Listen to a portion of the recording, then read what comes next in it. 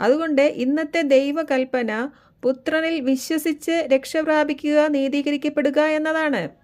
അങ്ങനെ നിത്യജീവനിലേക്ക് പ്രവേശിക്കുക എന്നാണ്.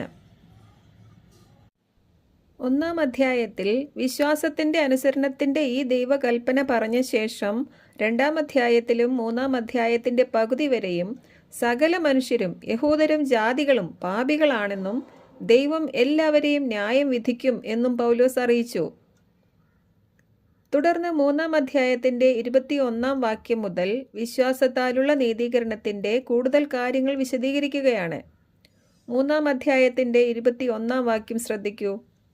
അവിടെയും ഈ വിഷയം തന്നെയാണ് പൗലോസ് പറയുന്നത്. വായിക്കാം. 3-ാം അധ്യായത്തിൻ്റെ 21-ാം വാക്യം മുതൽ. നിയമവും പ്രവാചകന്മാരും സാക്ഷ്യപ്പെടുത്തിയിട്ടുള്ള ദൈവനീതി നിയമത്തിലൂടെ അല്ലാതെ ഇപ്പോൾ വെളിപ്പെട്ടിരിക്കുന്നു. ഈ ദൈവനീതി വിശ്വസിക്കുന്ന എല്ലാവർക്കും ആരെന്നുള്ള വ്യത്യാസം കൂടാതെ യേശുക്രിസ്തുവിലുള്ള വിശ്വാസം വഴി ലഭിക്കുന്നതാണ്. ഇതൊക്കെ വളരെ ശ്രദ്ധയോടെ വായിക്കേണ്ട വചനഭാഗങ്ങളാണ്.